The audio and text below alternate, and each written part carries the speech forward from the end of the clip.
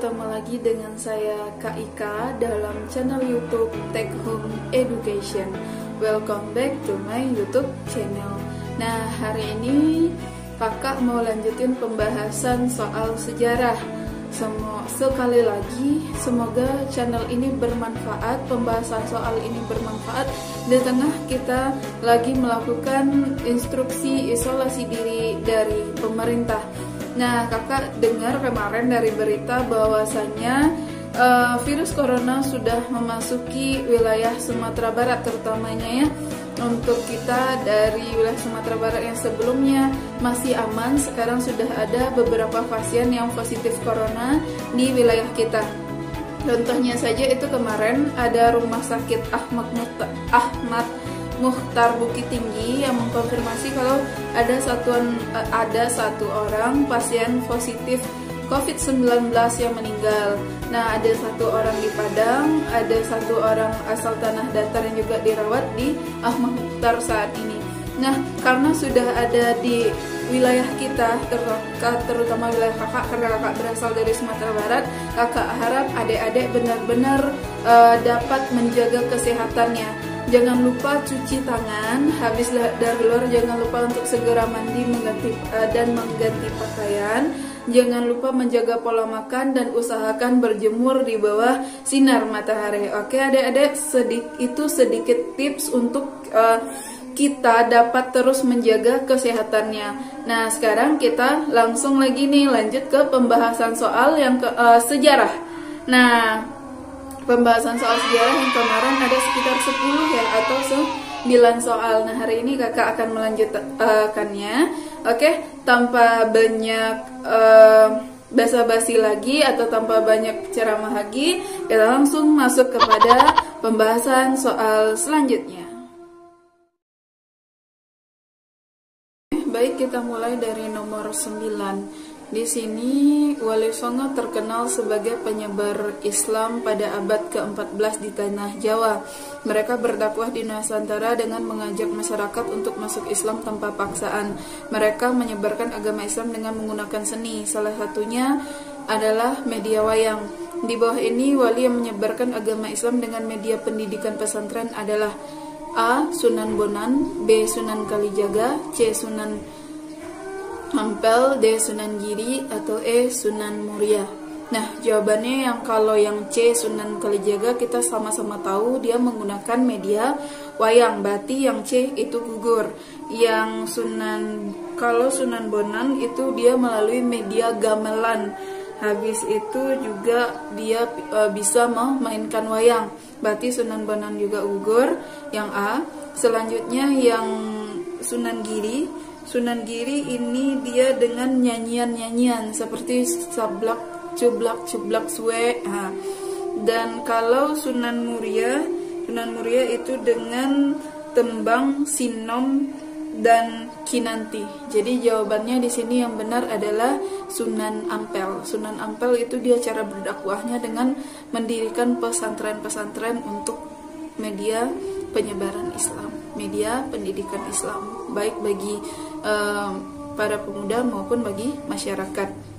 Nah, yang kedua di sini Muhammad Arsad Al-Banjari adalah salah seorang ulama yang aktif dalam proses islamisasi di wilayah A. Kalimantan Timur, B. Kalimantan Tengah, C. Kalimantan Selatan, D. Kalimantan Utara, D-nya Sumatera Utara, atau E. Sumatera Selatan. Nah, kalian pernah dengar kota Banjarmasin? Kalau pernah dengar kota Banjarmasin, di manakah kota Banjarmasin berada? Atau ibu kota dari provinsi apakah kota Banjarmasin? Nah, itu langsung mengarah pada jawabannya. Jadi di sini jawaban yang paling tepat adalah Kalimantan Selatan atau opsinya C. Kita lanjut nomor 11. Peninggalan dari masa awal peradaban Islam di Indonesia berupa tata ruang, pusat kota dan sebagai berikut adalah yang A. Keraton, makam, candi, masjid, dan alun-alun. Yang B. Makam raja-raja, masjid, pasar, dan keraton. Yang D. Masjid, pasar, tempat tinggal penguasa dan perkampungan penduduk. Yang E, keraton, alun-alun, makam penguasa dan perkampungan penduduk. Di sini jawabannya yang paling benar adalah, kita bahas satu-satu. Yang A itu kenanya di candi. Candi peninggalan Islam atau peninggalan Hindu Buddha itu. Peninggalan Hindu Buddha. Jadi gugur. Yang B itu makam raja-raja, masjid, pasar dan keraton. Nah, di sini makam raja-raja, kalau di Islam sih penyebutan rajanya sultan. Ya, berarti gugur. Nah, yang C, masjid, makam, pasar dan keraton. Ya. C di sini kita skip dulu. Yang D, masjid, pasar, tempat tinggal penguasa dan perkampungan penduduk. Kita skip dulu karena di sini tidak ada makamnya, nggak ada. Masjid, pasar, tempat tinggal, itu aja. Yang E, keraton, alun-alun, makam penguasa dan perkampungan penduduk. Yang kalau yang lebih tepat jawabannya di sini adalah masjid, makam, pasar dan keraton atau kerajaan. Ya, misalnya keraton Yogyakarta, keraton Surakarta gitu. Kenapa jawabannya C? Ya. Selanjutnya nomor 12. Perhatikan uraian berikut. Kebudayaan periode pra-Islam tidak diubah oleh para penyiar Islam. Kebudayaan tersebut dilanjutkan dan digunakan untuk menyebarluaskan ajaran Islam. Sebagai contoh, Sunan Kalijaga menggunakan media wayang sebagai salah satu cara menyebarkan ajaran Islam. Dari uraian di atas dapat kita simpulkan: A. Kebudayaan merupakan media utama penyebaran Islam di Indonesia. Yang B. Kebudayaan pra-Islam berasimilasi dengan kebudayaan Islam. Yang C. Tokoh-tokoh Islam masih menjunjung toleransi dengan tidak mengubah kebudayaan pra-Islam.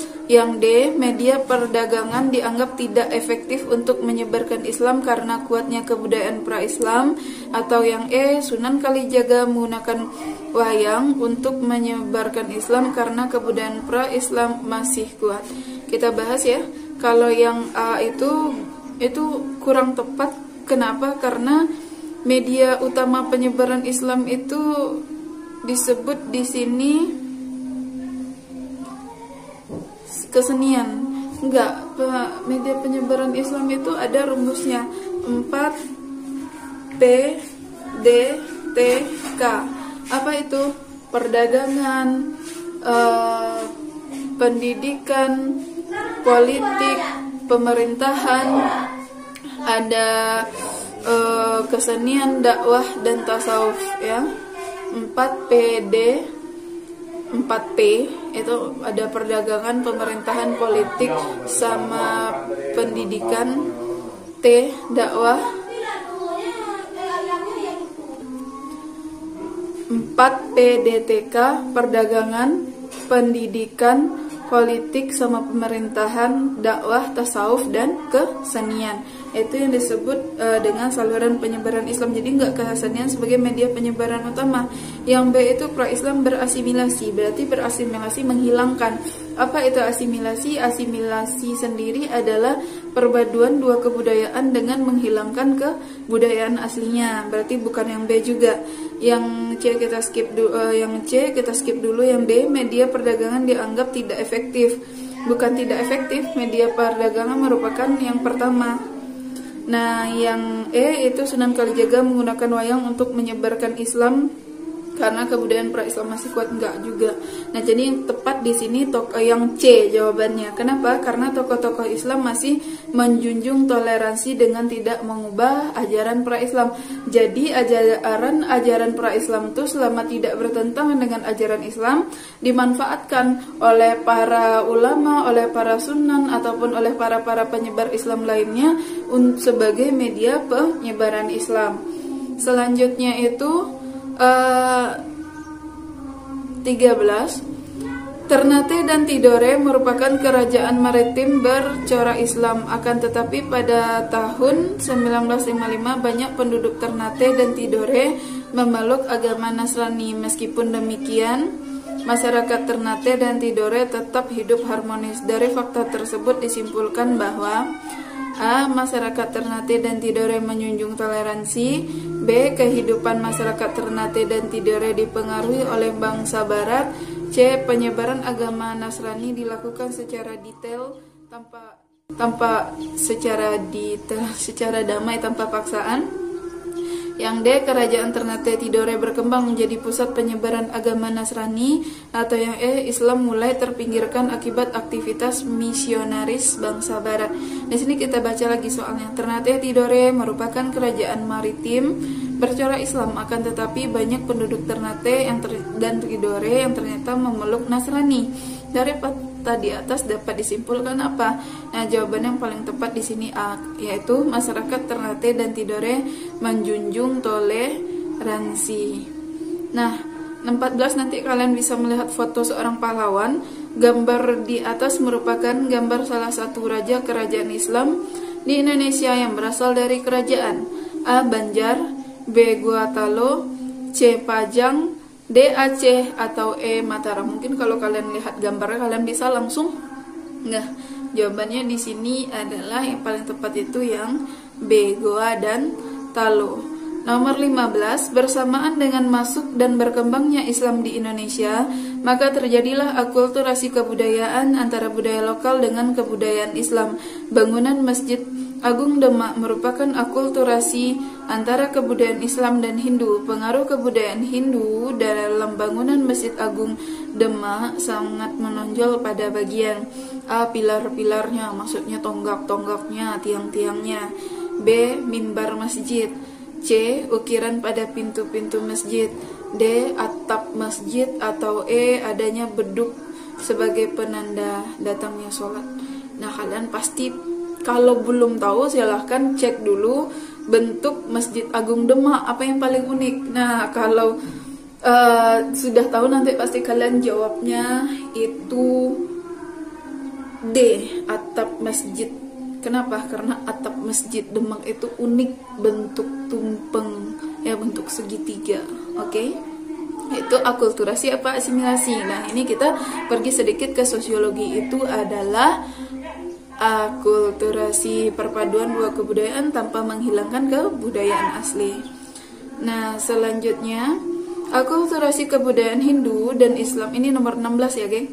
Akulturasi kebudayaan Hindu dan Islam dapat dilihat dari bangunan sebuah masjid yang terbentuk dari kuil dan pintu gerbangnya seperti candi. Masjid seperti ini kalian temukan di kota mana?